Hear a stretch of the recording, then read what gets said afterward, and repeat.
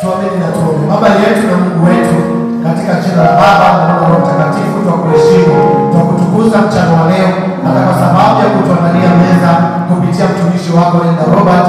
Najua Bwana umempaka na mafuta mabichi, ya kwamba Baba kuna mafuriko hata juu yake ya upako wako. Baba tusaidie nasi katika mioyo yetu kuandaa nafasi ya kulipokea neno hili, na kwamba neno hili kama mwanga, nuru ya miguu yetu, tumaini kwa wasiotumaini, uponyaji kwa wale wagonjwa, kuinua walio chini, wadhaifu wakapate nguvu kwa utukufu wa jina lako. Ni asante.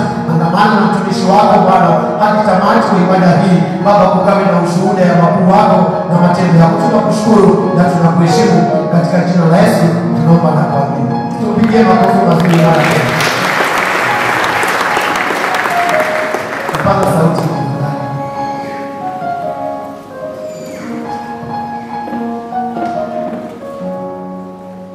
Haleluya. Bwana Yesu asifiwe. Atukuzwe Yesu.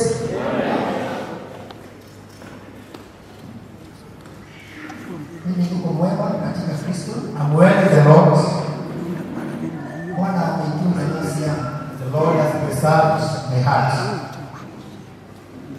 I am a product of grace Mimi ni matokeo ya neema that God has been working me out ambaye Mungu amekuwa akifanya kazi ndani yangu to present me better kuniwakilisha ikiwa mzuri zaidi, even for the ministry and for the duties ahead. hata kwa sababu ya huduma na kazi ambazo ziko mbele.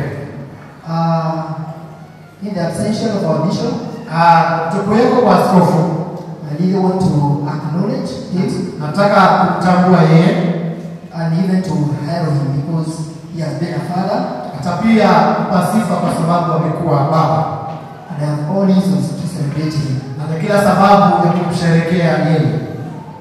I don't take it for granted that I'm here in this particular Sunday noon, that it's an afternoon. Shughuli kama ni jambo la kawaida kuwa hapa Jumapili ya leo, mchana wa leo.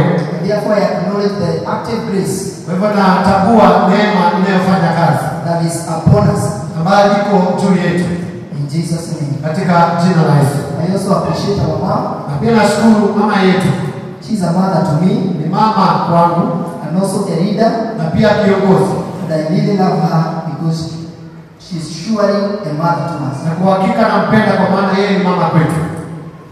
I really appreciate the church elders. Hakika nashukuru wote wazee wa kanisa, They are a pillar for us and for me. hakika ni ngome kwetu na kwangu pia. And therefore may God bless you, fellow leaders. Mungu awabariki viongozi wenzangu, To the deacons, to the departmental leaders, and to you that is seated there, praise God. na kwa mashemanzi, kwa viongozi wa huduma tofauti, na wewe ambaye umeketi, tumsifu Bwana. Want to meet our father, Zaidi mimi ni baba, a married man, mme ambaye ana mke. and my wife is just allowed, she can rise up and say hi to us. Mke wangu simame salimiana. Amen. She is the wife of my youth, Ndiyo mke wa ujana wangu, and now we are about getting to teenage. Our marriage is getting to teenage. na ndoa yetu inaelekea pale kubalee. As that of the Combo is exiting. Kombe ikiondoka nasi yetu inaingia. That is our special grace for today. Ni neema ya kipekee siku ya leo. So I'm just behind you, Kwa hivyo niko tu nyuma yako, and you have been a good mentor. na umekuwa mwangalizi ama mtu wa kuigwa vizuri. Hallelujah. Haleluya. Bwana Yesu asifiwe. Happy New Year to you all. Sijasimama hapa hii mwaka.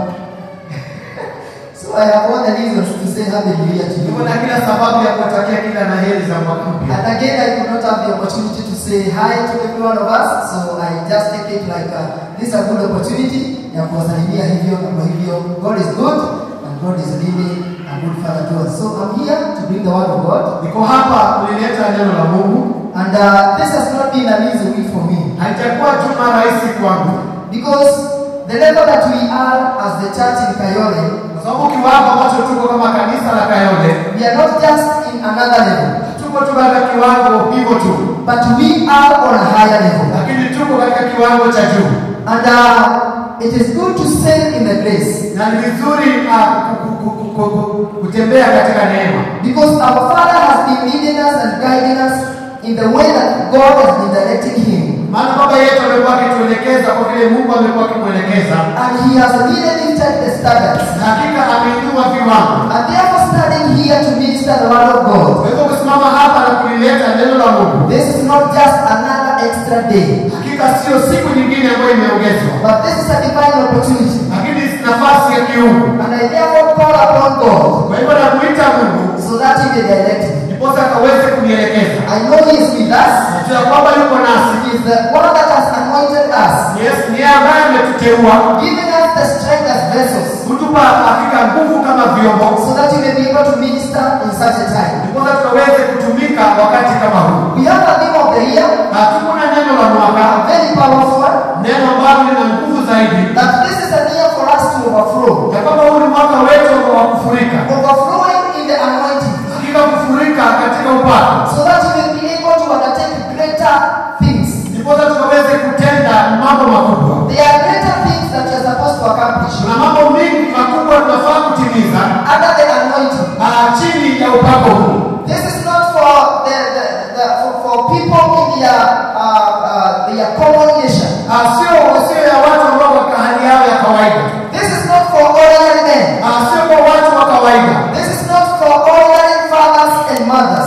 Sio kwa baba na kina mama wa kawaida. This is not ordinary for ordinary people. Sio ya watu wa kawaida. This is an operation in the higher level. Ili kutenda kazi katika viwango vya juu. This is God calling you on the table. Ni Mungu anakualika pale mezani. So that you may listen together with him. Ndiposa tukawaze pamoja naye. He is ready to share with you the secrets. Ako tayari kushiriki nawe siri zake. He is ready to share with you the power. Ako tayari kushiriki nawe nguvu zake. And all the capacities that he has. Pamoja na uwezo wote alio nao. So that you may be able to fulfill divine purposes. Ndiposa ukatimize majukumu za kiungu. So this is a divine invitation. Kwa hivyo ni mwaliko wa kiungu. For you and me. Kwa wewe na mimi pia. So we are part of this. Kwa hivyo sisi ni washirika pamoja naye. But not in the nature of men. Lakini sio katika hali ya kibinadamu. We have to be lifted in the standards. Lazima tuinuke katika viwango. Operating in the supernatural. Akitenda kazi katika viwango vya juu. So that we may be able to accomplish great things. Ndiposa tukatimize mambo makubwa. The world that we are living in. Dunia tunayoishi ndani. It is not a comfortable place for ordinary men. Sio mahali pa kustarehe kwa watu wa kawaida. Because you and me. Maana wewe nami. You can be able to be a witness. Unaweza kuweka ushuhuda nami pia. Because of what you have been hearing. Sababu ya yale umesikia. What you have been seeing. Kile ambacho umekuwa ukiona. And whatever that has been going around. Na pia yale yalikuwa yakitendeka. So you can concur with me. Kwa hivyo unaweza kukubaliana nami. That this is not a comfortable place. Ya kwamba sio mahali pa kustareheka. For ordinary men. Kwa watu wa kawaida. And therefore it calls upon you and upon me. Kwa hivyo yakuhitaji wewe pamoja nami. That you may be lifted higher. Kama tuweze kuinuliwa juu. To operate in a different level. Kufanya kazi katika hali ambayo sio ya kawaida. So that you may be able to win the battles around us. Kwanza tukashinde vita ambavyo tunapatana navyo. Somebody said that we are in a battlefield. Mtu alisema kwamba tuko katika uwanja wa vita. And therefore we have to have a militant attitude. Kwa hivyo lazima tuwe na roho ya kijeshi. Because we are waging war. Kwa maana kuna vita inatungoja. We are in the warfare. Sisi tuko katika maeneo ya vita. We are in the war, in a warfare. Tuko katika anga ama katika uwanja wa vita. And therefore we have to elevate our Kwa standards. lazima tuinue viwango vyetu. So the Bible says that our warfare, Kwa maana Biblia inasema kwamba vita vyetu it is not a carnal one. sio vita vya kimwili. Somebody will not invite you one on one. Mtu hata kualika ana kwa ana. So that you will come and fight with him. Ndiposa ukuje upigane naye. But a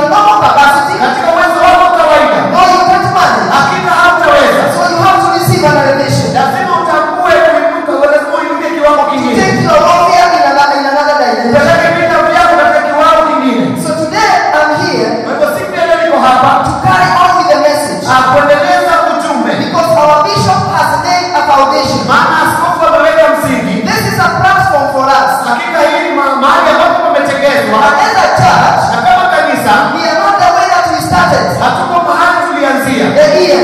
Mwaka. At least a few days that we are pushed along. Na kwamba siku kadhaa ambazo tumepita. I believe that we are making spiritual steps. Naamini kwamba unapiga hatua za kiroho. So that we will be able to have something accomplished. Ndiposa ukaweze kutimiza mambo fulani. Praise the name of Jesus. Atukuzwe Bwana. So I have a title for a message. Kwa hivyo niko na kichwa ya ujumbe wangu. Being empowered through the anointing. Ya kwamba kutiwa nguvu kupitia kwa upako. So I am building on the same foundation. Kwa hivyo nimejenga katika msingi ulio salama. Because we are still in the beginning of the year. Kwa sababu bado tuko katika mwanzo wa mwaka. And this word is a mighty word. Na neno hili ni neno lina nguvu zaidi. The word that we are given by Bishop Neno ambalo tulipewa na askofu. under the grace of the power of God.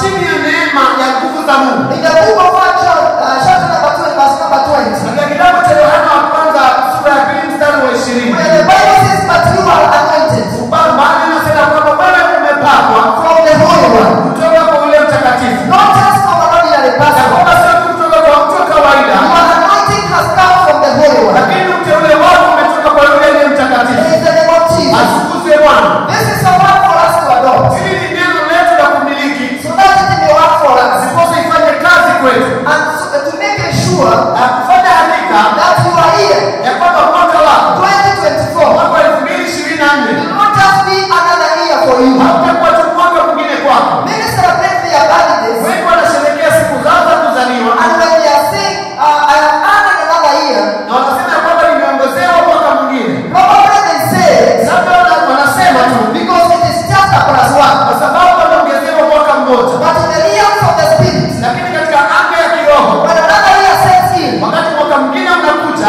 this is another season. hii ni majira mapya. This is another dispensation. Huu ni mwanzo mwingine. This is another experience. Hii hakika ni matukio mengine. And therefore you have to be immersed Kwa hivyo lazima uzalishwe into that reality. katika uhakika huo. Praise the name of the Father. Tukuzwe Bwana. So being empowered Sema kutiwa nguvu through the anointing. kupitia upako. What does the word empower mean? Neno hili kutiwa nguvu inamaanisha nini? Actually, anointing itself, Haswa upako wenyewe it is simply being empowered. maanisha ya kwamba umetiwa nguvu. That you have been set Na apart. kwamba wewe umetengwa, You were at a certain place, wewe kwa mahali fulani. and you are being gifted another capacity. Na hakika unatiwa uwezo mwingine. So that you may be able to accomplish something different. Ndiposa ukatimize jambo fulani tofauti. Praise the name of Jesus. Atukuzwe Bwana. When people are going through the education system, Wakati watu wanapitia hali ya masomo, simply we say hakika sisi husema that they are being ya empowered. kwamba wanatiwa nguvu. Being empowered to become. Wanatiwa nguvu kufanyika. Praise the name of Jesus. Atukuzwe Bwana. When somebody is born, Wakati mtu amezaliwa, a young child, mtoto mchanga, they are empowered through the system. hakika wanatiwa nguvu kupitia hali mtindo fulani. From the primary school, Kutoka katika shule ya msingi, secondary school, shule ya upili, other levels of education, hata viwango vingine vya masomo, simply they are getting empowered. hakika wanatiwa nguvu So in the realms of the Spirit, katika anga ya kiroho, so that you may be able to accomplish divine purposes, ni pesa uweze kutimiza kusudi za kiungu. you have to receive that empowerment. Lazima upokee nguvu hizi. Praise the name of Jesus. Asukuze Bwana. So empowerment, Kwa hivyo kutiwa nguvu it is to support the ability ya kwamba kupata uwezo to do something, kutenda jambo fulani, to get that support kupata kutiwa kushikwa mkono in your abilities katika uwezo wako, to be able to do something. ndiposa ukatende jambo fulani. Hallelujah. Haleluya. We have to agree with a certain fact Lazima tukubaliane na ukweli fulani that being an ordinary person, ya kwamba kuwa mtu wa kawaida you are limited, hakika umepungukiwa, especially handling spiritual matters. hasa katika mambo ya kiungu. And therefore you need to be empowered. Kwa hivyo watakana kutiwa nguvu. So we need some divine equipping. Kwa hivyo tunatakana kutiwa nguvu za kiungu. Something need to come in Kitu kinafaa kuingia ndani, to supplement what we have, hakika kuweka mahali ambapo tuna upungufu, so that you may be able to manage things. ndiposa tukaweze kutimiza mambo.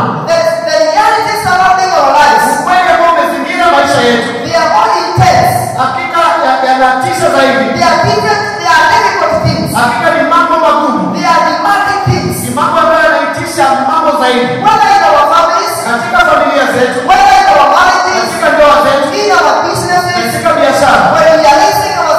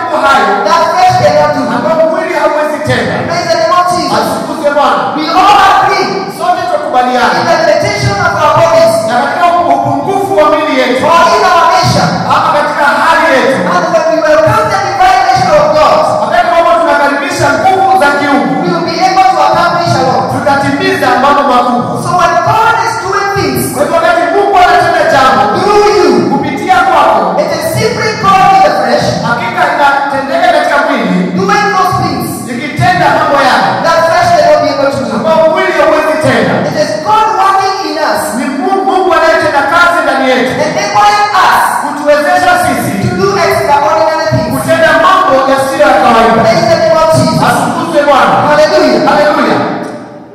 At one point in the book of 2 Corinthians, Wakati mmoja katika kitabu cha Wakorintho wa pili, chapter number 4 and verse number 7, mlango wa 4 mstari wa 7, there is an acknowledgement kuna utangulizi pale that the servant of God Paul is making. ambao mtumishi wa Mungu Paulo anatambua. Because he says Maana anasema, that we have this treasure.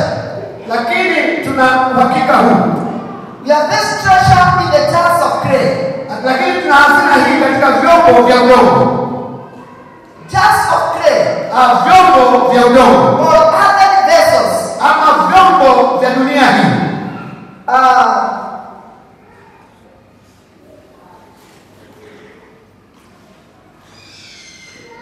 The treasure,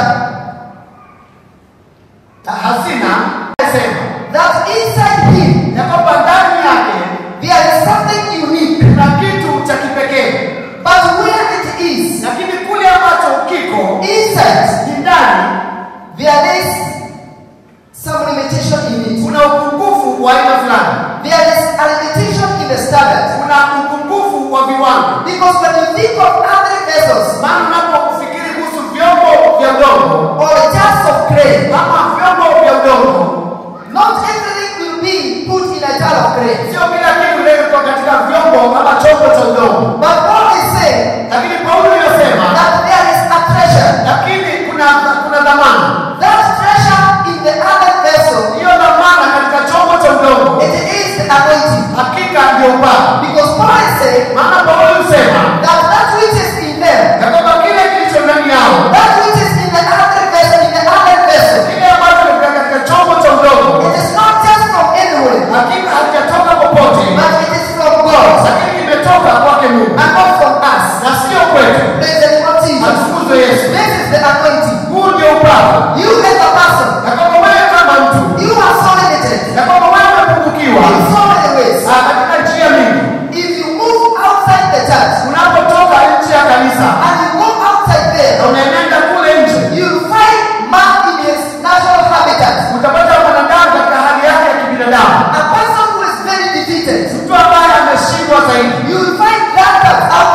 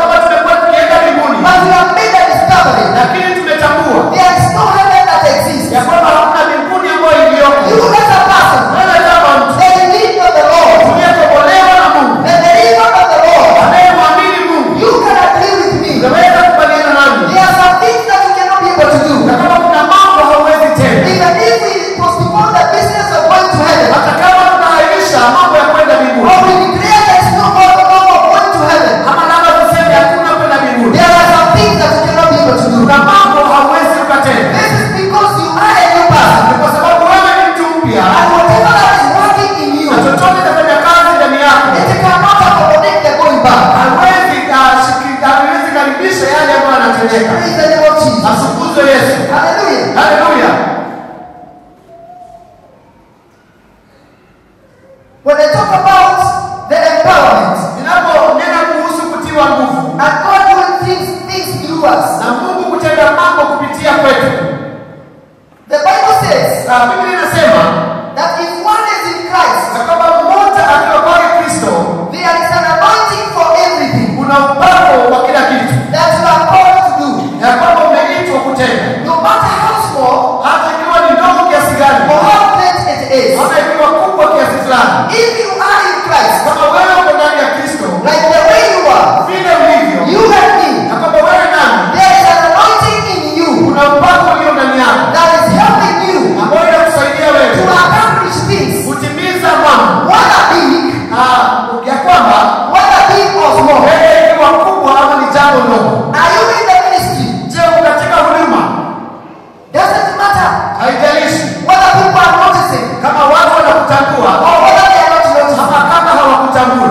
Do you know there's a surprise Je, unajua jambo la kushangaza? that when you come here for a Sunday service, Unapokuja hapa katika ibada and when the service is over, you go home, na wakati ibada imeisha unaelekea nyumbani and you will report back the following Sunday. na unarudi Jumapili ijayo, Do you know there are some people who tarry here? kuna watu wanaohudumu hapa. Somebody coming here on a Monday morning. Mtu anakuja Jumatatu asubuhi, If there is a certain ministry kuna huduma fulani that he or she is undertaking, ambayo yeye anatenda. another person will come on Tuesday. Mwingine atakuja Jumanne, Another one will select another day in the course of the week. mwingine atachagua siku fulani katikati ya wiki And they are accomplishing something. na wanatimiza mambo fulani. I am saying Ninasema that in that ministry that you are in, katika hiyo huduma ambayo uko, whether you are being noticed labda wewe or unatambuliwa, you are not getting noticed, labda hautambuliwi, I want to tell you nataka kukwambia that the anointing that is at work in you, ya kwamba upako ufanyao kazi ndani yako, this is God in his business huu ni Mungu katika kazi yake through you. kupitia kwako. Praise Jesus. Atukuzwe He Yesu. said there is nothing Hakuna kitu when you are operating under the anointing wakati unafanya kazi chini ya upako that you will be defeated. ambayo utashindwa kutenda. These are declarations that we've been making Hii ni tangazo tumekuwa tukitangaza under the guidance of the servant of God. chini ya mwongozo wa mtumishi wa He Mungu. has been telling us Amekuwa akituambia that we are not getting defeated. ya kwamba sisi hatutashindwa. Whatever that we have started, Chochote ambacho tumeanzisha, we will see it through. Mungu ataweza kuona imekamilika, We will see it through. ya kwamba itaweza kukamilika, Whether through many waters, kupitia katika maji mengi whether through the fire, ama kupitia katika but moto, there are some results ya kwamba kuna matokeo fulani right at the end. ambayo pale mwisho. But I want you to agree with me Nataka kubaliana nami that you are not given defeat somewhere. ya kwamba haupatii nguvu kushindwa. Praise the Lord Jesus. Atukuzwe Bwana. You are working Ya supernaturally. kwamba wewe watenda kazi kwa hali isiyo ya kawaida. The servant of God prophets. Mtumishi wa Mungu Paulo In anasema the book of Philippians chapter number 5 verse number 13. katika kitabu cha Wafilipi 4:13, Paul is saying Paulo anasema that I can do all things ya kwamba naweza tenda mambo yote through Christ. kupitia Kristo. When you consider Christ, Unapomtizama Kristo, Christ is the anointed. ya kwamba Kristo yeye ni mteule, He is the anointed. yeye ni mteule And his anointing, na yeye pia anateua, and his anointing, na uteule wake na upako wake, upako wake, that anointing katika upako huo is the one that Paul is acknowledging. ndio Paulo anatambua And he is saying na anasema that I can do all things na kwamba naweza tenda mambo yote through Christ kupitia Kristo who strengthens me. anitiaye nguvu. We are strengthened. Sisi tumetiwa nguvu, Believers, we are strengthened. kwani ndio tumetiwa nguvu, We can accomplish great things. tunaweza timiza mambo makubwa. Hallelujah. Haleluya. Isaiah chapter number 45, Isaia mlango wa 45 verse number 1. mstari wa kwanza. If you can get it on our screen, Kama tunaweza ipata katika runinga, I can appreciate that. hakika naweza shukuru sana, Because the Bible says maana Biblia inasema there is a servant of God, Silas. kuna mtumishi wa Mungu Silas He was a king. alikuwa mfalme, But the Bible says, na Biblia inasema I don't know whether we have it. Isaiah chapter number 45. Isaia mlango wa 45. I will make it there. The Bible says, Biblia inasema, I start from verse number 1. naanzia pale mstari wa kwanza. This is what the Lord says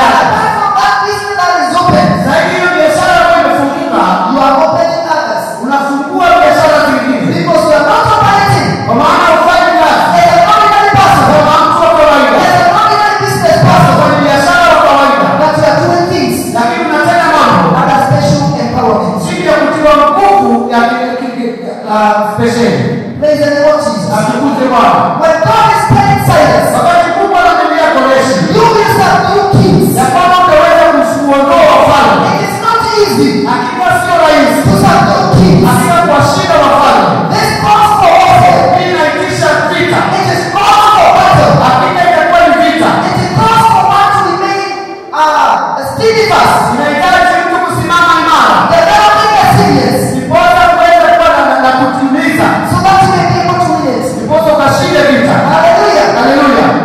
Praise Jesus. Atukuzwe Yesu. We are going to scale walls. Hakika tutapanda kuta. The one that was there last year. Neno ambalo lilikuwepo mwaka jana. That's what did not become obsolete for us. Sio neno halikuwa tupu kwetu ama bure kwetu. It is not obsolete. Hakika sio neno ambalo limeisha kwetu.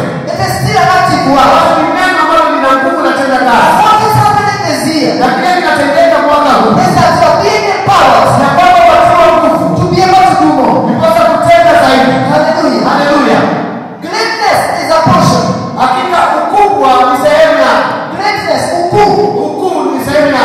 It is a portion for the anointed. Ni sehemu ya wateule. And there is nothing Na hakuna chochote that will hinder your advancement. ambayo itazuia kuendelea kwako mbele. Because you are on a divine course. Kwa maana kuna mwito wa kiungu. And God has taken the initiative Na Mungu amechukua nafasi hiyo. to empower you immeasurably. Kukutia nguvu zaidi ya kiwango. That you will be able to accomplish great things. Ndiposa ukatimize mambo makubwa. You know what the Bible says about Jesus? Katika Biblia inasema nini kuhusu Yesu? That Jesus was anointed for the world. Kwamba Yesu aliteuliwa kwa sababu ya dunia. In the book of Acts, Na kitabu ya Matendo ya Mitume, chapter number 10, mlango wa 10, and verse number 38, mstari wa 38. the Bible says Biblia inasema that Jesus na kwamba Yesu was greatly anointed na kwamba alikuwa na upako mkuu. with the Holy Spirit and power. Alikuwa amejazwa Roho Mtakatifu na nguvu za Bwana. Anointed with the Holy Spirit and power. Alikuwa ameteuliwa na Roho Mtakatifu na nguvu za kiungu. And in that capacity, Na katika uwezo huo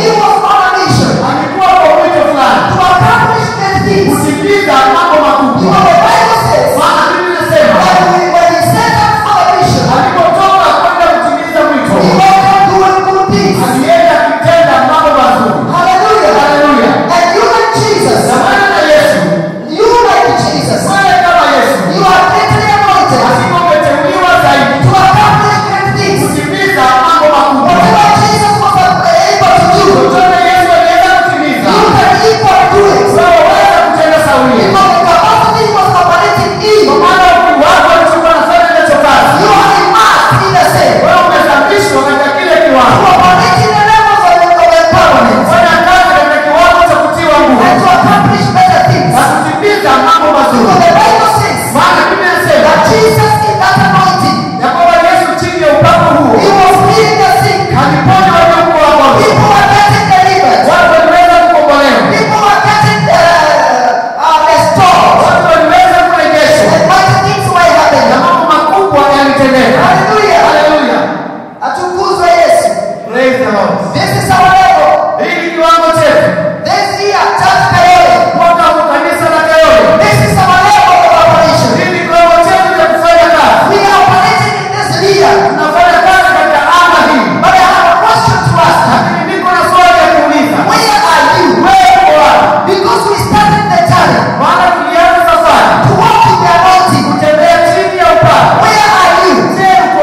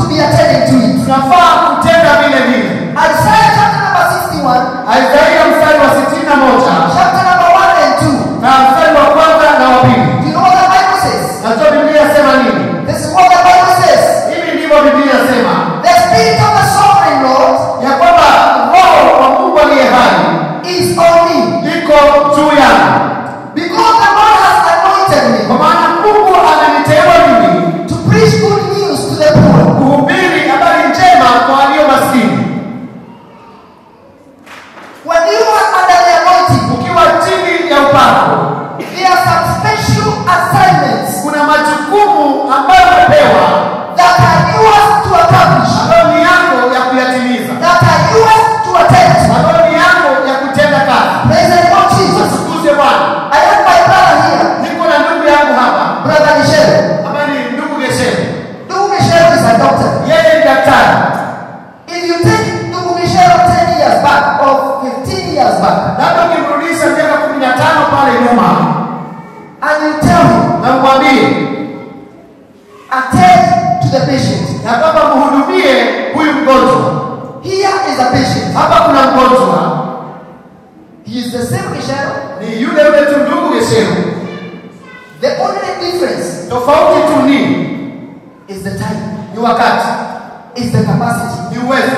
Because 15 years ago, Kwa maana miaka 15 iliyopita, or even 10 years ago, hata miaka 10 iliyopita, the same brother, yutu ndugu huyu the same Michelle, ambaye ni yutu Gesheni, the same name. ambaye ni jina lake ni lile. Actually, his name was given at the time of birth. Hakika jina lake lipewa wakati wa kuzaliwa kwake. So whatever that pertains to that name, Kwa hivyo chochote ambacho husiana na hilo jina, he has it.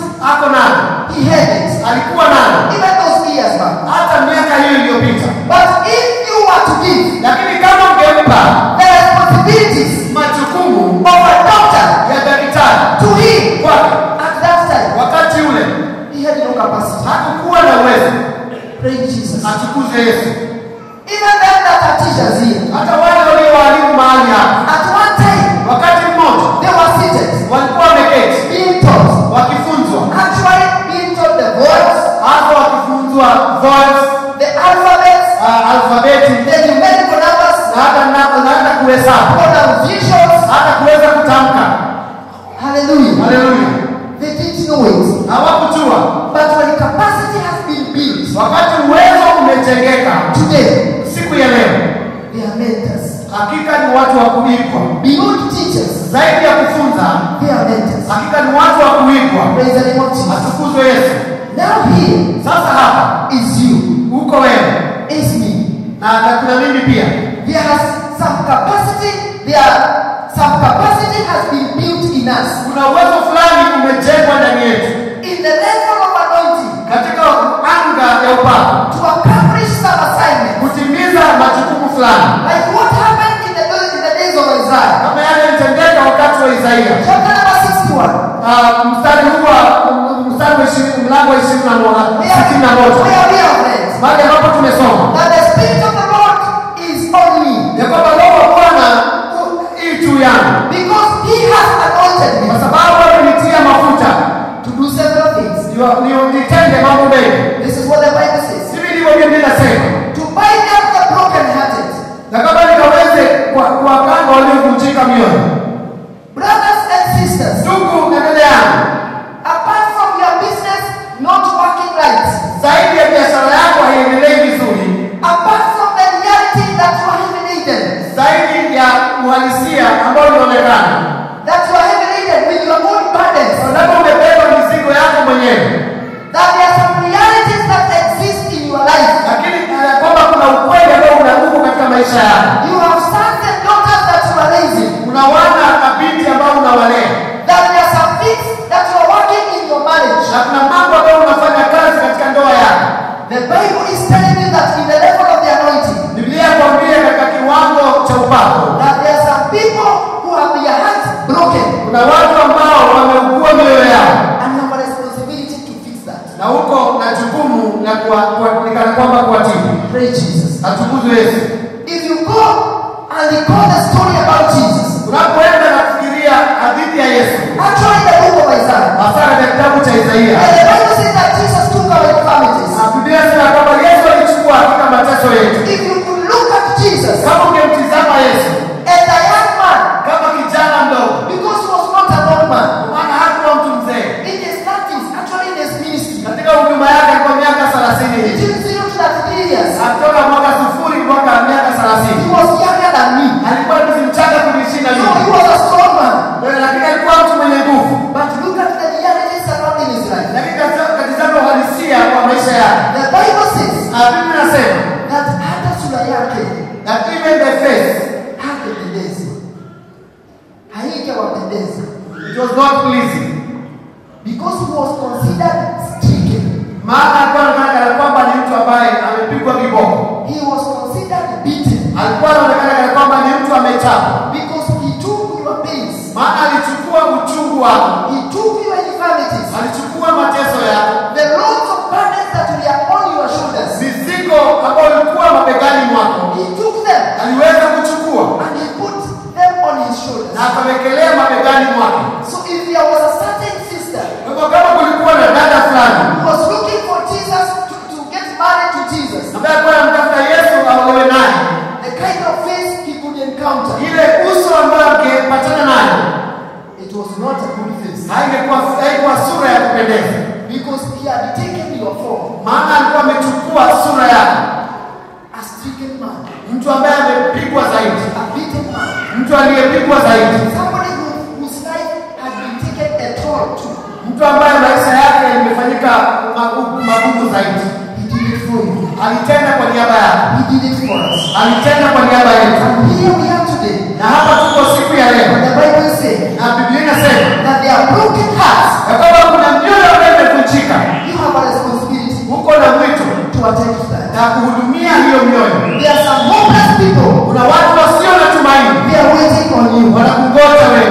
Outside there, Huko nje, the drunkards, walevi, they are addicted people, watu ambao wameingilia mihadarati, the prostitutes, hakika makahaba, people with family issues, watu ambao wana shida za kifamilia, people who have issues with their sons and daughters, watu walio na matatizo na wana wao. brother and sister, Ndugu na dada, away from your comforts. zaidi mahali kwa starehe yako, Get away from your comforts. usioke katika maeneo ya starehe. Get to the fields. Nenda kule uwanjani, Attend to the needs of the people. kutana na mahitaji ya watu, Bind the broken-hearted. hakika ukaweze kuuguza mioyo The iliyovunjika. Bible continues to say Biblia inaendelea kusema that there are people who are in captivity. kuna watu ambao katika utumwa. It is you Ni jukumu lako to declare freedom to them. kutangaza uhuru kwao. We cannot afford Hatuwezi kubali to remain in our comforts. kubaki katika maeneo ya starehe Right here at Kayole, hapa Kayole, that we are at peace with everything, ya kwamba tuko salama na mambo yote, including everything. hata kila kitu kiko salama, But outside there, lakini kule nje there are people in captivity. kuna watu waliofungwa. We have a responsibility. Kuna majukumu, It is ours to declare. hakika ni jukumu letu kutangaza, Ours to move there. ni yetu kwenda huko Under the anointing. chini ya upako, Under the power of God. chini ya nguvu za Under Bwana, the empowerment. baada ya kutiwa nguvu. The Spirit of God is upon me. Roho wa Bwana yu juu yangu, He has anointed me yeye basi ameniteua to declare freedom kutangaza uhuru to the captives. kwa waliofungwa. They are prisoners. Kuna wafungwa Out there, they are prisoners. kule nje, kuna wafungwa. Hallelujah. Haleluya! Even in our church, Hata katika kanisa letu there might be prisoners. inaweza kuwa kuna wafungwa fulani, And the Bible is commissioning you na Biblia inakuita wewe that it is upon you na kwamba ni mwito wako to declare a release kutangaza uhuru of the kwa prisoners. wale ambao ni wafungwa, People who are in darkness, watu walio gizani. it is upon you Ni mwito wako to declare kutangaza their release. mwanga na uhuru wao. Let me tell you something. Wacha nikwambie kitu, When we got saved, tulipookoka our souls mioyo yetu and our hearts, na hata nafsi zetu they were liberated. hakika ziliwekwa huru. I told you there are some things we can do. Nikwambia kuna mambo hatuwezi tenda. But somebody said and told me Na wakati mtu alisema na akaniambia that probably the things that you can do, ya kwamba kuna mambo hauwezi tenda, probably the things labda mambo that you told God ambayo uliambia Mungu that I can't do this, ya kwamba siwezi tenda hii, away from me these things. ya kwamba haya mambo yakae mbali nami, But right in our minds, lakini katika mawazo yetu, where the battle is raging, mahali ambapo kuna vita kubwa, those things that you can do, yale mambo hauwezi tenda, somewhere in other people's minds, hata katika mawazo ya watu wengine, those things are still there. yale mambo yako pale kwanza, Because kwa sababu there is still that warfare that is continuing. kuna vita ambayo inaendelea. When I'm talking about the battlefield in our minds, Ninaponena kuhusu vita katika mawazo yetu, there is a sense of imprisonment. hakika kuna hali fulani ya kufungwa, And it is upon us, brothers and sisters, na ni jukumu letu, ndugu na dada, to exercise the empowerment, kufanyisha kazi nguvu tuliyopewa, the anointing, upako, to be able to speak to people, ndiposa tukaweze kuwanenea watu, tutangaze uhuru wao, proclaiming the year of the Lord. tutangaze mwaka wa Bwana. Many people have different views. Watu wengi wana mambo tofauti. When Bishop is talking about the overflow of anointing, Wakati askofu anaenda kuhusu mafuriko ya haya mafuriko ambayo yako juu yetu, probably somebody somewhere, labda kuna mtu mahali fulani, he is struggling kuna mtu anang'ang'ana with the realities that surround his life. na uhalisia wa maisha yake. He is hopeless. Hakika hana tumaini, He has gotten to the end. amefika mwisho wake. Sicknesses have pushed him. Magonjwa yamemsukuma, His children are letting him down. watoto wake basi wanamshusha moyo, Marriages are not working. ndoa haiendelei vizuri, There is a struggle with the leaders of finances. kuna kung'ang'ana katika hali ya kifedha.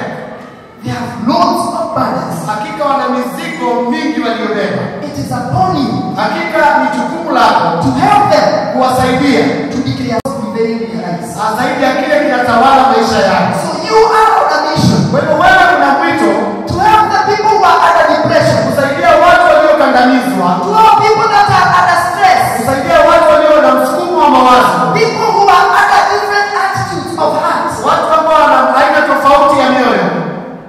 Hallelujah. Haleluya! You are on a mission. Uko katika mwito ama kazi fulani, You can't afford to relax. hauwezi tulia tu. Hallelujah. Haleluya!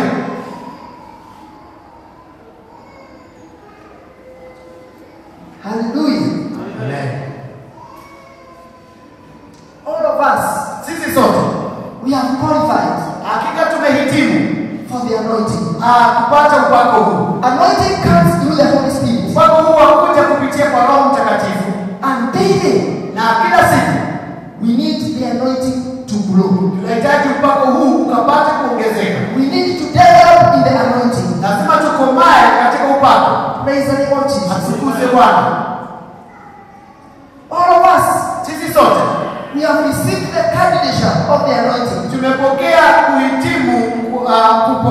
tumehitimu kupokea katika upako huu. None of us is locked out. Hakuna mtu aliyefungiwa kule nje. Even now, Hata sasa in the influence of the Holy Spirit of God, chini ya upako wa Roho Mtakatifu we can receive the anointing. tunaweza pokea upako huu. But beyond receiving, Lakini zaidi ya kupokea, we need to grow in the anointing. tunafaa kukomaa katika upako. Ezekiel chapter number 47. Ezekieli mlango wa 47. We capture a scenario. Tunaona tukio fulani. The servant of God Ezekiel, Mtumishi wa Mungu Ezekieli he is taken on a journey. anapelekwa katika safari fulani. First in the temple, Kwanza pale katika hekalu, where he is being told to do some measurements. anaambiwa kuchukua vipimo fulani. And there is some water Na kuna maji that is coming from some ends of the altar. ambayo yanatoka pale mwisho fulani ya hekalu. And Ezekiel is being told Na Ezekieli anaambiwa that take some measurements, just weigh up to what level the waters are. ya kwamba chukua kipimo ni upana gani ama urefu gani maji yako. The first measurement that he took, Na kipimo cha kwanza alichofanya, the waters were getting to the ankle deep. maji yalikuwa yanaingia chini. They were reaching ankle depth. Yalikuwa yanaingia chini Yakafika kiwango cha the ankle, kiwango cha chini pale karibu na yanafunika pale makanyagio. He was told another time, Akaambiwa wakati mwingine, take another measure. chukua kipimo kingine. And when he took another measure, Alipochukua kipimo cha pili, the level of the waters rose. kiwango cha maji kilikuwa kimeongezeka They reached to the knee deep. na ilifika pale katika magoti. He took another measurement, Akachukua basi kipimo cha tatu, and the waters got na basi yale maji yalikuwa yameongezeka, to the waist deep. yalikuwa yamefika kiwango pale kiunoni. And he was still told, Na bado akaambiwa, take another measure. chukua kipimo kingine. At that particular level, Na katika kiwango hicho, the waters was so much yale maji yalikuwa yameongezeka zaidi, that he could not be able to walk in the waters. na kwamba hangeweza kutembea katika maji. He could only swim. Yeye basi angeogelea tu. This particular illustration, Hasa mfano huu. it is an example of an anointing. Hakika ni mfano wa upako. The way you can grow in the anointing. Vile unaweza kukomaa katika upako. I don't know to which level you are. Sijui wewe uko katika kiwango gani. When you are at the anointing depth, Labda ukiwa pale tu ni mguu wako umefunikwa. you may not experience a lot of things. Labda hautaweza kutenda mambo makubwa. There is nothing much that you can be able to do. Hakuna mambo mengi ambayo unaweza ukatenda. But when you are growing in the anointing, Lakini wakati ambapo unakomaa katika upako, it reaches to a certain point unafika katika kiwango fulani that you can do so much ambayo unaweza tenda mambo mengi zaidi. to your own amazement. Hakika kwa kushangaa kwako.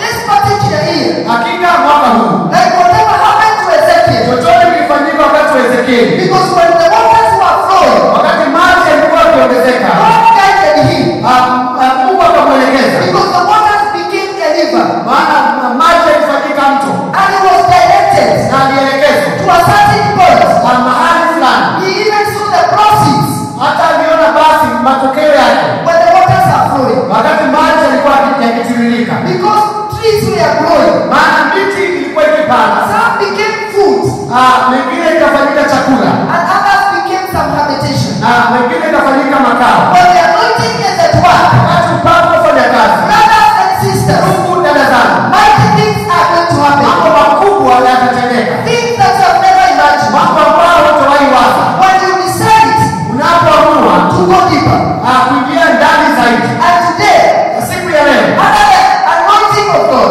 chini ya upako wa Mungu and under the empowerment, na chini ya kutiwa nguvu, I came to tell you, nimekuja kukuambia go deeper into the anointing. zama zaidi katika upako. Agree to get deeper. Kubali kuzama zaidi.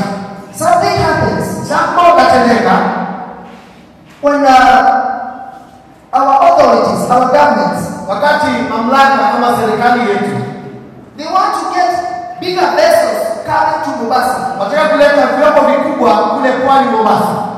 They have to prepare the harbor. Lazima waandae pale kwa bandari And in the oceans, na kule baharini near the harbor, karibu na bandari. not every vessel can dock there. Sio kila chombo chaweza kusimama mahali pale. The vessel that docks there, Kile chombo ambacho kitasimama pale katika bahari it depends with the depth italingana na undani wake wa bahari mahali of pale, the waters that are there at the harbor. undani wa maji pale katika bandari. If you want to welcome a bigger vessel, Ukitaka kukaribisha chombo kubwa zaidi, there is something that is called dredging, digging deeper into the oceans. na maanisha kwamba utachimba zaidi pale baharini, So they will engage. ndiposa kile chombo They will engage all the experiences utahusisha ujuzi wote to dredge deeper into the waters, kuchimba zaidi pale katika bandari, so that they can be able to welcome ndiposa ikaweze kukaribisha a huge vessel kile chombo ambacho ni kubwa zaidi coming in and docking there. lije na lisimame pale katika bandari.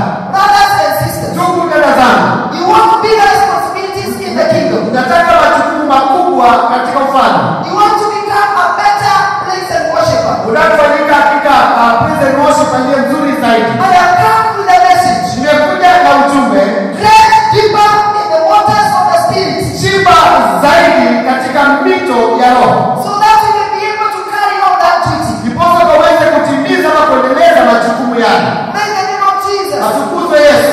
Hallelujah. Haleluya. Dredge deeper. Chimba zaidi kwa undani, Get deeper into the anointing. ingia ndani zaidi katika upako. Hallelujah. Haleluya. The way to dredge, Njia ya kuchimba zaidi it is through prayer. ni kupitia maombi. We are being called to prayers. Tumeitwa kwa maombi, We are being called into fasting. tumeitwa kufunga, We are being called into reading the word of God. tumeitwa kusoma neno la Mungu. I was surprised Hakika nilishangaa when Pastor Charles told us to read our Bibles. wakati mchungaji Chacha tuambia tuinue Biblia zetu. Just a few people have Bibles. Watu wachache wako na Biblia. I know that you have smartphones. Najua kwamba una rununu ambazo ni za kisasa. We welcome technology, Basi tukaribisha pia teknolojia. but you need to have a hard copy of a Bible. Lakini wafaa kuwa na Biblia halisia. Bring it to church. Akuja nayo kanisani. Let me tell you something. Nitamwambia kitu.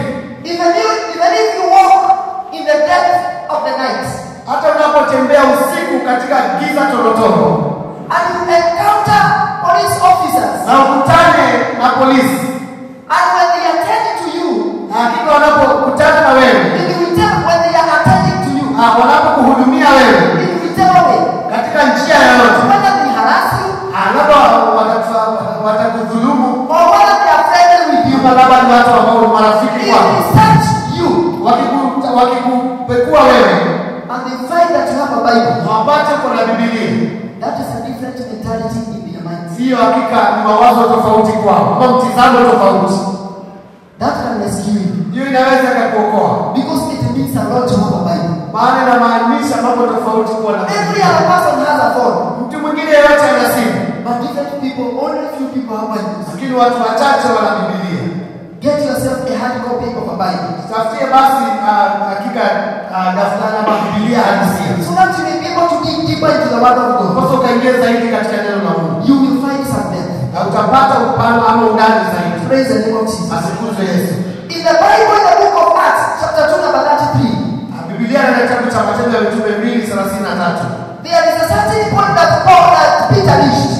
Kuna kiwango ambacho Petero alifika After being a very weak Peter, baada ya kufanyika Petero alikuwa dhaifu zaidi, a person who could even avenge physically mtu ambaye angelipiza kisasi, by cutting a servant's ear. kukata sikio la mtu fulani. When Peter is undergoing a transition, Wakati Peter anapitia hali ya kubadilishwa, and when now he is under the anointing, na sasa akiwa chini ya upako, I like it. inapendeza When at one point, maana wakati mmoja when he is testifying about Jesus anaposhuhudia kuhusu Yesu to the people, kwa watu, he said, anasema what you see, kile unaona, what you hear, kile unasikia is the anointing. ni upako. Brothers and sisters, Ndugu dada zangu, will we get to a point tutafika kiwango where you as a person, kwa wewe kama mtu, you will get to a point and declare, tutafika mahali na utangaze what you hear about me, kile unasikia kuhusu mimi, what you are hearing from me, kile unasikia kutoka what kwangu, you are seeing in me, kile unaona ndani yangu is the anointing. ni upako. Hallelujah. Haleluya, Hallelujah. haleluya. Acts 10 verse number 34. Matendo ya Mitume 10 mstari wa 4. 34. Peter got to a point Petero alifika mahali when he is also testifying about Jesus, mahali pia anashuhudia kuhusu Yesu and he was giving an elaboration na anaelezea kwa kufafanua to the people after the infilling of the Holy Spirit. na kwa watu ambao wanajazwa na Roho Mtakatifu. When 3,000 people got saved, Wakati watu 3,000 walipookoka, before that scenario, kabla ya tukio hilo, I like the point where Peter says, na pendezo la mahali Petero anasema, now sasa I'm beginning to understand na sasa naanza kuelewa that God does not show favoritism. ya kwamba Mungu hana kipendeleo. Anointing is for all of us. Upako wa kila mmoja. And also like Peter, Na kama Petero, I understand ninaelewa that anointing is for all of us. ya kwamba upako wa kila mmoja wetu. But let us dig deeper into it. Lakini wacha tuchimbe zaidi ndani yake. Because the responsibilities we have, Maana majukumu tulio nayo we are calling for deeper. hakika yanaita kwamba tuingie ndani zaidi. Let us rise on our feet. Tusimame kwa miguu yetu. I don't know how deep Sijui ni undani gani you are ready to go. ambao uko tayari kuingia. As you prepare for more and more, Unapojiandaa kwa zaidi na zaidi. more and more of the anointing. Zaidi na zaidi ya upako. The other day our bishop told us about Elisha and Elijah. Siku hiyo nyingine askofu akatuambia kuhusu Elijah na Elisha. But I like what Elisha did as he was preparing for the journey of faith. Na afanya kile ambacho Elisha alitenda akijiandaa kwa safari ya kiroho. That he burnt all the brown equipment. Ya kwamba alichoma vyombo vyote alivyokuwa akifanyia kazi. And he akachinja ng'ombe zake. He slaughtered the cows. And he offered them as a sacrifice. Na akatoa kama dhabihu. And he followed as a servant. kama mtumishi. What precipitated to that Kile ambacho kilifuata is that he was ready. na kwamba alikuwa anaondoka, He was ready alikuwa tayari for a double portion. kupokea maradufu. I don't know where you are. Sijui uko wapi leo, I don't know the levels of your expectancy. sijui kiwango cha matarajio yako, I don't know how far you want to go. sijui unataka kufika umbali gani In the issues of anointing, katika mambo ya upako, to accomplish both what you want to accomplish as a person, kutimiza yale unataka kutimiza kama mtu binafsi.